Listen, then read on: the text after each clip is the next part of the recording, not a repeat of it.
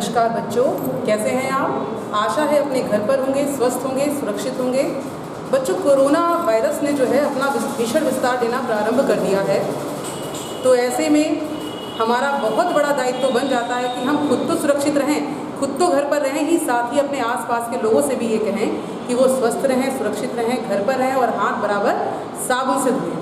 बच्चों, आज देखिए मैं आपके लिए लेकर आई हूँ ये दो कार्ड्स है ना।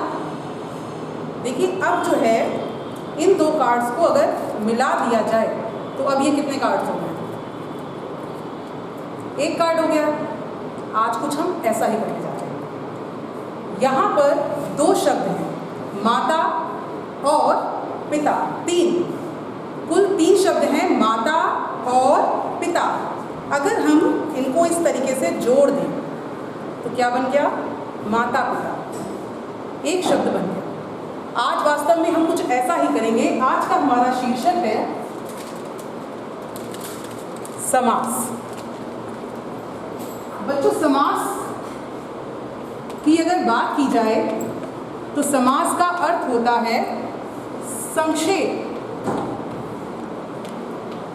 जब हम दो या दो से अधिक शब्दों को जोड़कर एक शब्द बना देते हैं, एक नया शब्द बना देते हैं, तो वो नया शब्द क्या कहलाता है, समास।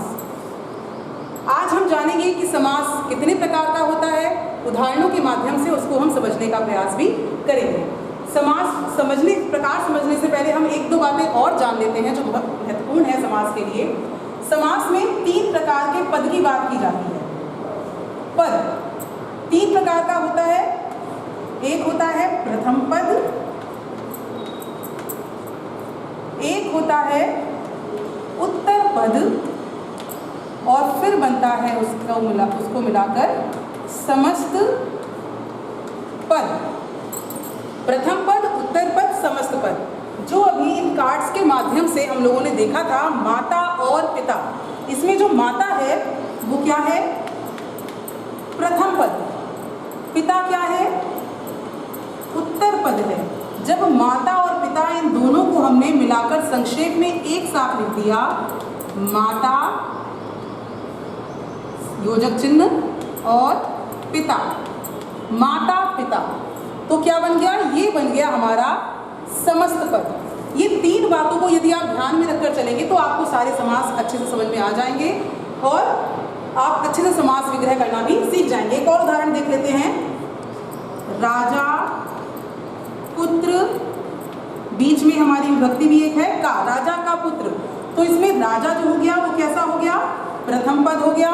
पुत्र क्या हो गया, पुत्र हो गया हमारा उत्तर पद। और जब इन दोनों को ही हम मिला देंगे तो जो पद बनेगा वो बनेगा राजपुत्र। ये कहलाता है समस्त पद। परीक्षा में दो प्रकार से प्रश्न आते हैं, या तो समस्त पद दे दिया जाता है, आपसे विग्रह मांगा जाता है तो आप राजा का पुत्र इस तरीके से आप विग्रह करेंगे, या फिर विग्रह दे देते हैं और आपसे कहते हैं उसका समस्त पद बनाइए राजपुत्र। ठीक है, आइए देखते हैं समास होता कितने प्रकार का है। सबसे पहले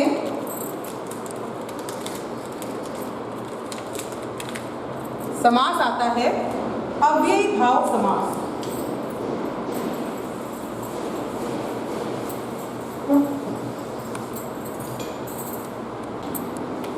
समास, अव्ययी भाव समास ऐसा समास होता है जिसके पूर्व पद में अव्यय होता है।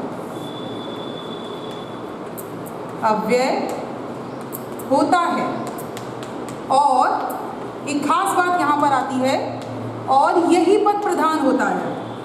समास में आपको प्रत्येक समास में पदों की प्रधानता भी देखने को मिलेगी। कहीं पर पूर्व पद प्रधान होगा, कहीं पर उत्तर पद प्रधान होगा, तो कहीं पर कोई तीसरा पद भी प्रधान हो सकता है। अव्ययी भाव समास पहला समास है और इसमें पूर्व पद प्रधान होता है। ये अव्यय के रूप में होता है, यही पद प्रधान होता है। आइए समझते हैं इसको हम उदाहरणों के माध्यम से कि आखिर क्या होता है अव्यय और क्यों होता है वो प्रधान। सबसे पहले आजन्म, आजन्म देखिए इसमें शुरुआत में आ गया है ये आ। अव्यय कई बार उपसर्ग के रूप में भी होता है, लेकिन जब वो पूरा शब्द बनता है तो वो अव्यय की भांति कार्य करता है। यहाँ पर मैं ये भी बता दूं कि अव्यय वास्तव में होता क्या है। अव्यय एक ऐसा शब्द होता है जिस पर लिंग, वचन, जाति इन सब का कोई प्रभाव नहीं पड़ता। अब आ जन्म है, इसका विग्रह होगा जन्म से लेकर। अब ये जन्म से लेकर जो शब्द है ये लड़की के लिए भी हो सकता है कि उस लड़की ने जन्म से लेकर अच्छे से खाना बनाना सीखा है, आज भी वो खाना बना रही है, या वो सेवा करना सीखा है, आज भी सेवा कर रही है। वो लड़के के लिए भी हो सकता है। लिंग का कोई प्रभाव नहीं पड़ा, जाति का कोई प्रभाव नहीं पड़ता है, वचन का कोई प्रभाव नहीं पड़ता है, वो कहलाता है अव्यय। तो ठीक है बच्चों, आजन्म जन्म से लेकर। आइए और देखते हैं। अगला उदाहरण है प्रतिदिन। प्रति, यहाँ पर प्रति जो है वो अव्यय की तरह कार्य कर रहा है और इसका विग्रह होगा प्रत्येक दिन। ठीक है बच्चों, बराबर ध्यान रखिएगा। प्रथम पद प्रधान, प्रथम पद में अव्यय। जहां भी आप परीक्षा में प्रथम पद में आ देख लें, प्रति देख लें। और देखिए उदाहरण भी मैं आपको दिखा रही हूं, यथाशक्ति और निडर। यथा शक्ति, यथाशक्ति क्या होता है? शक्ति के अनुसार। इसका विग्रह होगा शक्ति के अनुसार। यथा, यथा यहां पर क्या कर रहा है? अव्यय की तरह कार्य कर रहा है। ऐसे ही निडर, निडर मतलब बिना डर के, बिना डर के। बच्चों यहां पर मैं पुनः आपको याद दिला दूं, ये जो पद लिखे जा रहे हैं ये सब समस्त पद हैं और ये इनका विग्रह है। ठीक है, परीक्षा में आपको 2 नंबर का प्रश्न आएगा, विग्रह के साथ साथ आपको समास का नाम भी बताना होगा। तो आप ध्यान रखिएगा। एक उदाहरण हमारा और बचा है, इसको ले लेती हूँ फिर आपको बताती हूँ। बेरहम, बेरहम मतलब बिना रहम के।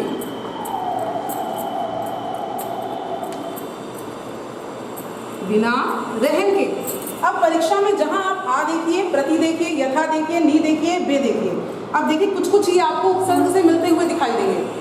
आप जहां भी देखें ये शब्द तुरंत पहचान जाइए कि ये अव्ययी भाव समास है। बस इसकी पहचान यहीं से आपको हो जाएगी। तो आपका 1 नंबर तो यहाँ पर पक्का हो ही जाएगा कि आप इसको देखकर ही पहचान जाएंगे। जहाँ भी शुरुआत में अव्यय है, क्योंकि उपसर्ग जैसा लग रहा है, उपसर्ग होता है, तो उसको देखकर आप समास को पहचान जाएंगे और इसका विग्रह जो है वो इस प्रकार आप कर लेंगे। ठीक है, इसके बाद में तत्पुरुष समास, हमारा दूसरा समास है तत्पुरुष समास। वही बात यहाँ भी पदों की बात होगी, इसी सबसे प्रारंभ में मैंने पद ही बता दिए थे। तत्पुरुष समास वह समास होता है जिसका उत्तर पद प्रधान होता है। जिसका उत्तर, उत्तर मतलब बाद वाला, उत्तर पद प्रधान होता है।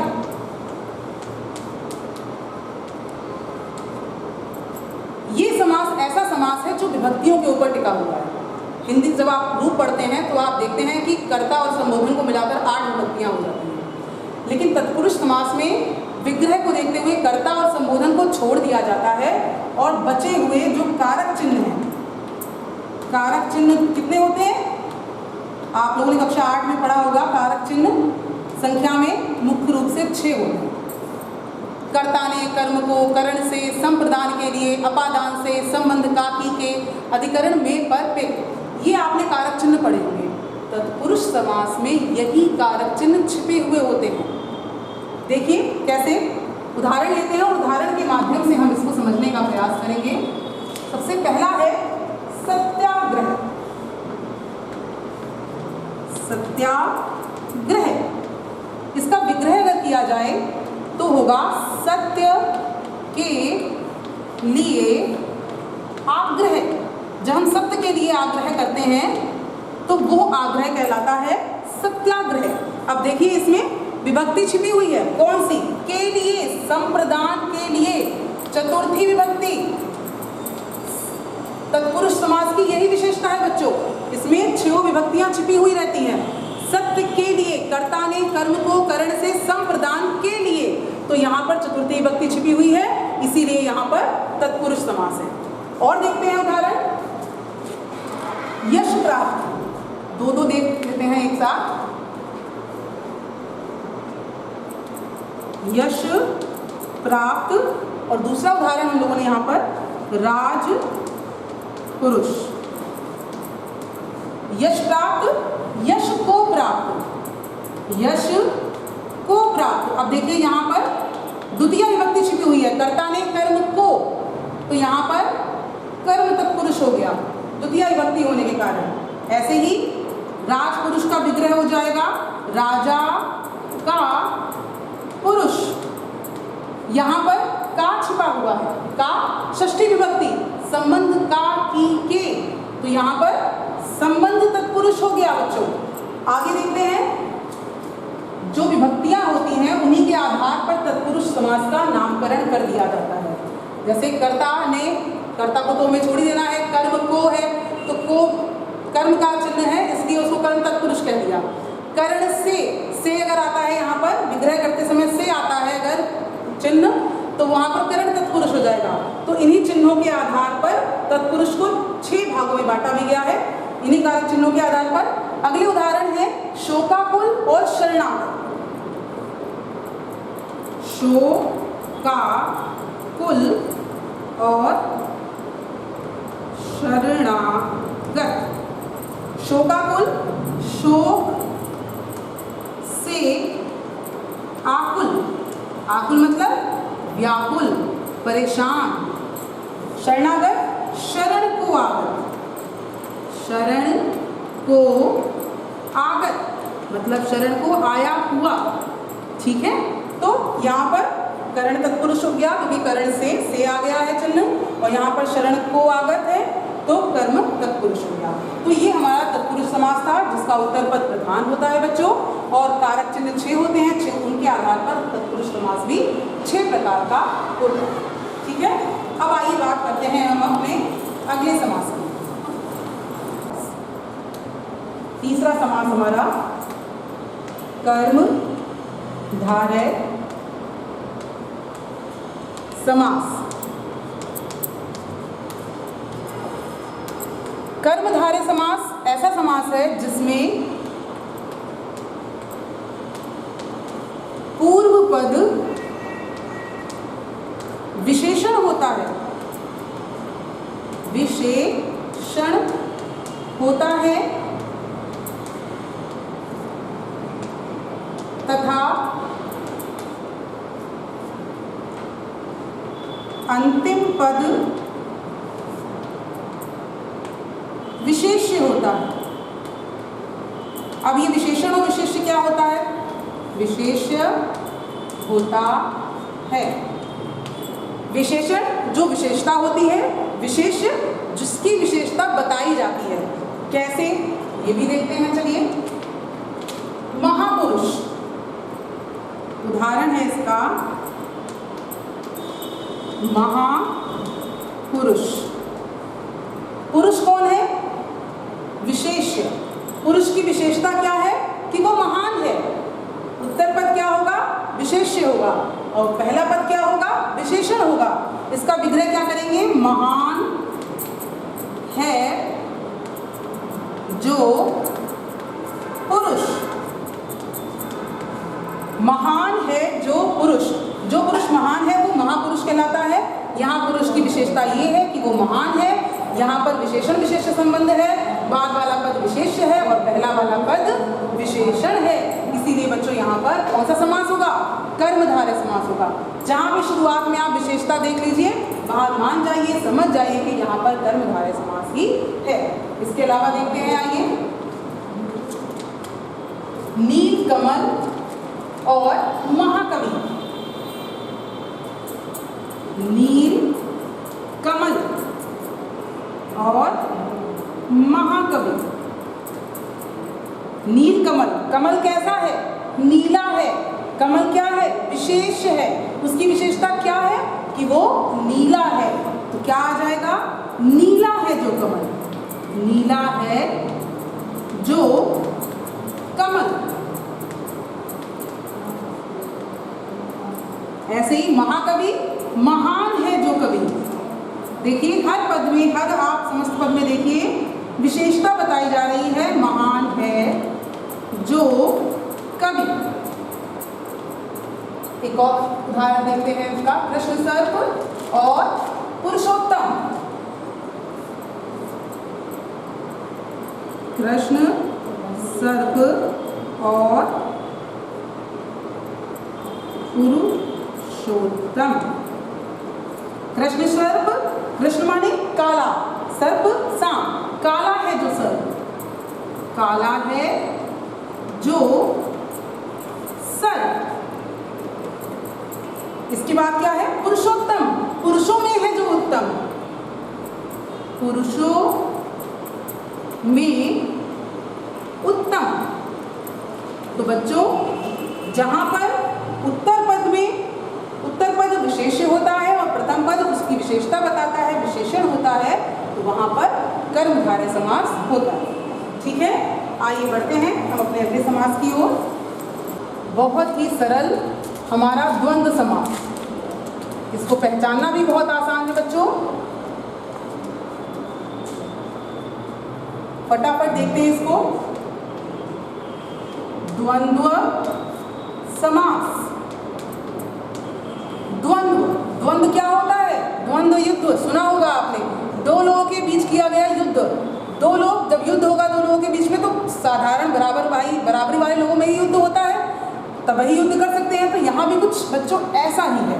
द्वंद्व युद्ध, दोनों पद प्रधान, दोनों ही लोग प्रधान है भाई, दोनों पद प्रधान, कोई छोटा नहीं कोई बड़ा नहीं, ना पहला वाला प्रधान ना बाद वाला, दोनों ही पद प्रधान है। उदाहरण यहाँ से ही लेंगे हम लोग, जो यहाँ दे रखे हैं, राधा कृष्ण और माता पिता। भाई माता बड़ी है या पिता तय हो सकता है क्या?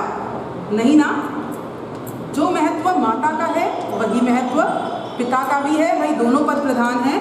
इसका विग्रह करते समय बहुत आसानी से बस केवल हमें क्या लगाना है? और, केवल और लगाइए और विग्रह हो गया, माता और पिता, कोई दिक्कत नहीं, सिंपल, बस माता और पिता। इसके बाद क्या है?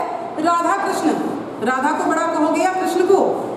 किसी को नहीं ना, दोनों ही बराबर हैं, दोनों एक से बढ़कर एक। वही बात यहाँ भी है। राधा क्या करेंगे विग्रह करते समय? क्या करेंगे भाई? केवल क्या लगाएंगे? और। राधा और कृष्ण। और देखते हैं उदाहरण, सबसे सरल समास है बच्चों, और याद कैसे रखोगे? द्वंद्व, लड़ाई, पिता पुत्र, पिता पुत्र, और क्या है? सुख। एक और पहचान बच्चों इस समास की है, बीच में ये योजक चिन्ह लगा मिल जाएगा आपको। ये भी आपके लिए एक हिंट है, एक ट्रिक है आपको याद करने के लिए कि ये समास, जहां आप योजक चिन्ह ये देखेंगे आप पहचान जाएंगे कि ये द्वंद्व समास है। क्या हो जाएगा पिता पुत्र का? मेरे ख्याल से सब आसानी से बना लेंगे। देखकर क्या लगाना है? केवल और लगाना है। तो क्या हो गया? पिता और पुत्र। ऐसे ही सुख और दुख। अंतिम उदाहरण भी देख लेते हैं बच्चों। अन्न जल, इसे महत्वपूर्ण कहें अन्न को या जल को, दोनों ही महत्वपूर्ण है हमारे शरीर के लिए, हमारे जीवन के लिए। अन्न जल, और हो गया विग्रह अन्न, क्या हुआ? और जल। सबसे आसान है, ठीक है, ये आपका हो गया द्वंद्व समास। आइए जल्दी से चलते हैं अपने हम पांचवें प्रकार की ओर। लिख के पीछे हट जाती हूँ, आप उसका स्क्रीनशॉट ले लीजिएगा, तो आप उसको बाद में भी देख सकते हैं। ठीक है, अगला समास लेती हूँ, द्विगु समास। बहुत सरल बच्चों, ये भी समास बहुत सरल है, बहुत आसान। बस एक चीज आपको ध्यान रखनी है, द्विगु समास। प्रथम पद संख्यावाची होता है, संख्यावाची होता है। अगर आपके प्रथम पद में संख्या आपको देखने को मिल जाए, किसी भी प्रकार की कोई संख्या देखने को मिल जाए, वो समास द्विगु समास होगा। कैसे देखते हैं इसमें उदाहरण के माध्यम से। चतुर्भुज,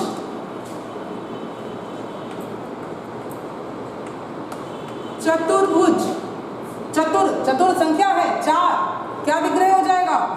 4 भुजाओं का समूह, का समूह या समाहार, 4 भुजाओं का समाहार या 4 भुजाओं का समूह। तो यहां पर कौन सा समास हो जाएगा? द्विगु। और देखिए नवरत्न, संख्या आ गई भाई, क्या संख्या है? नवरत्न। नव माने 9, 9 रत्नों का समूह। और देखते हैं सप्तर्षि, त्रिफला, सप्तर्षि त्रिफला। अब देखिए सप्तर्षि में कौन सी संख्या आ गई है? सप्त यानी कि 7, 7 ऋषियों का समूह।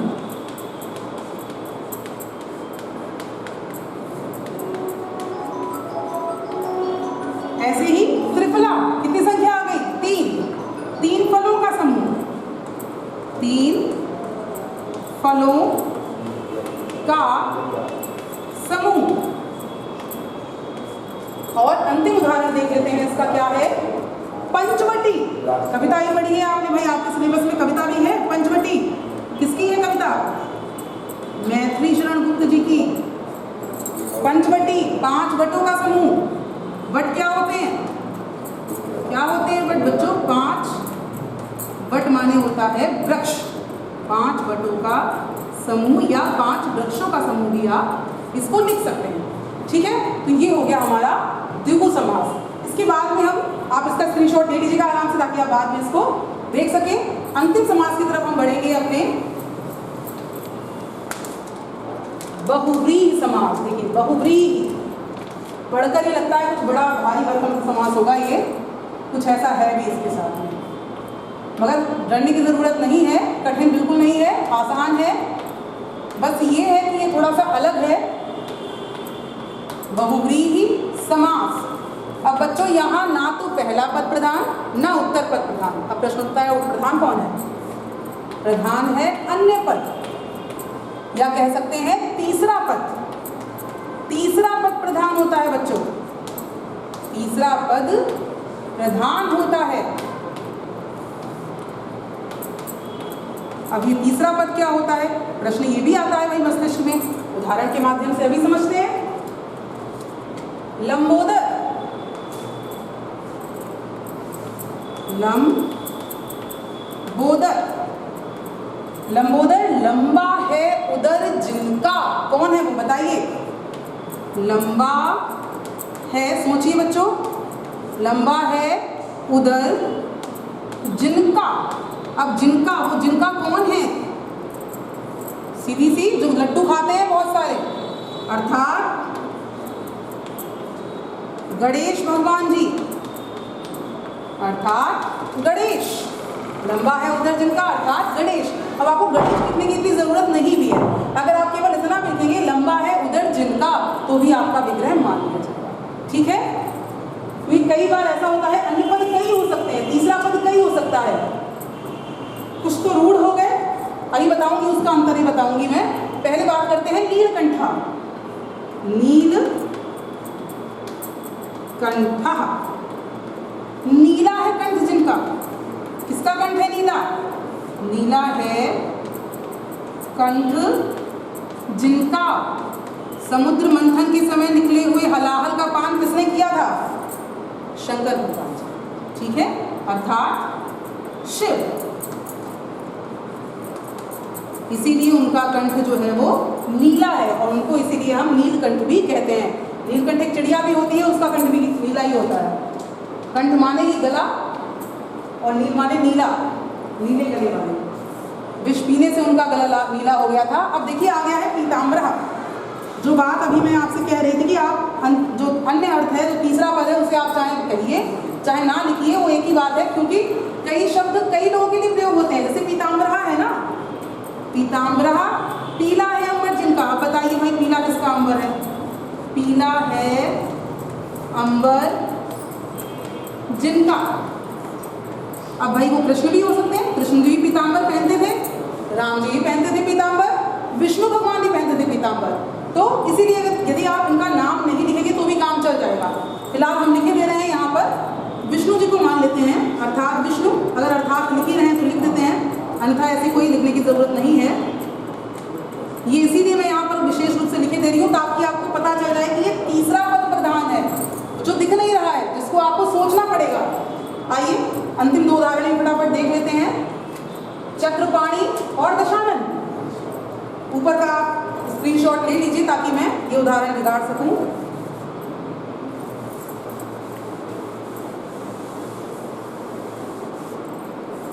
दशानन, भैया ये तो सबको पता होगा, खूब लॉकडाउन में रामायण देखी है सभी ने। दशानन तो सब जान जाएंगे ना। दशानन, दश हैं आनन। आनन क्या होता है? आनन मतलब मुख या सर।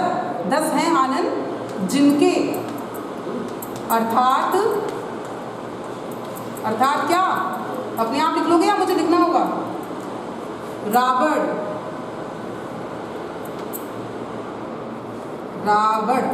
ओके। इसके बाद देखिए अंतिम उदाहरण क्या था हमारा? चक्रपाणी। अब श्री कृष्णा भी शुरू हो गया है टीवी पर, तो चक्रपाणी ही बता दोगे। चक्र है, पाणी मानी होता है हाथ में, जिनके हाथ में चक्र है वो कौन है? अर्थात विष्णु भगवान जी के हाथ में चक्र है। कृष्ण के रूप में भी वो चक्र हाथ में उठाते हैं, उन्हीं का ही एक अवतार है कृष्ण भगवान अर्थात विष्णु। ठीक है बच्चों, तो इस प्रकार आज की कक्षा में हमने ये जाना कि समास क्या होता है, कितने प्रकार का होता है। कुल 6 प्रकार का समास हमने पढ़ा। आपके सिलेबस में 4 प्रकार का समास है बच्चों। अब ये तत्पुरुष समास आपके सिलेबस में नहीं है। इसके अलावा जो है बहुव्रीहि समास भी नहीं है, लेकिन आप जो है ये 6 का अध्ययन आपके लिए अनिवार्य है। आप 6 पढ़िए अच्छे से। जो आप पढ़ चुके हैं 9th में उनकी पुनरावृत्ति भी आवश्यक थी, इसीलिए मैंने 6 को बता दिया है। ध्यान से पढ़िएगा। जो नहीं समझ में आए उसको आप मैसेज करके बाद में पूछ सकते हैं, कमेंट बॉक्स में लिखकर पूछ सकते हैं। यूट्यूब पर पड़ा हुआ है वीडियो ये बच्चों। और तब तक के लिए घर पर रहिए, सुरक्षित रहिए, अपना मास्क अपने साथ में रखिए और लगा के रखिए। धन्यवाद बच्चों। जो है गृह कार्य भी आप लिख लीजिएगा। गृह कार्य में आप, यदि प्रश्न है समास कितने प्रकार का होता है आपको बताना है। समास कितने प्रकार का होता है। प्रश्न नंबर 2 है निम्नलिखित पदों। एक और प्रश्न बच्चों यहाँ पर ऐड कर दीजिएगा, मुझे पहले लिखना चाहिए था। समास कहते किसे हैं ये भी बताइएगा। समास किसे कहते हैं? किसे कहते हैं? इसे आप प्रथम प्रश्न माने और इसे आप द्वितीय प्रश्न माने। और तीसरा प्रश्न आपके लिए है बच्चों, निम्नलिखित पदों में से निम्नलिखित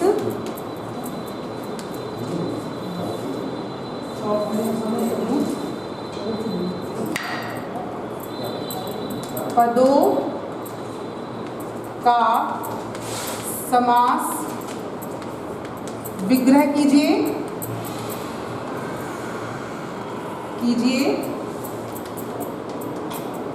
एवं समास का नाम लिखिए।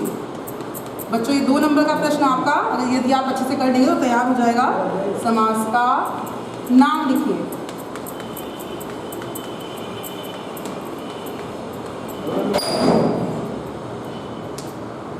रसोई घर,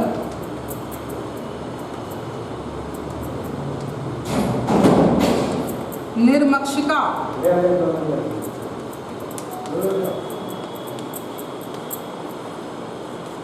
यथाकाम, राजा रंग,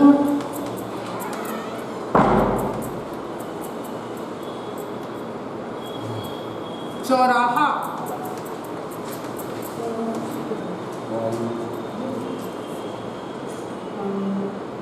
और आप लिख लीजिए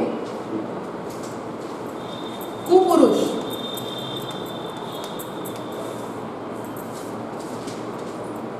नवग्रह। ठीक है बच्चों, आपको इन पदों का जो है विग्रह भी करना है और साथ में आपको समास का नाम भी लिखना है। ठीक है, यह है गृह कार्य। आप लिखकर अपनी कॉपी पर लिखिएगा, उसका स्क्रीनशॉट खींचकर फिर मुझे भेजिएगा ताकि मैं उसको देख सकूं आपने कैसे किया। ठीक है।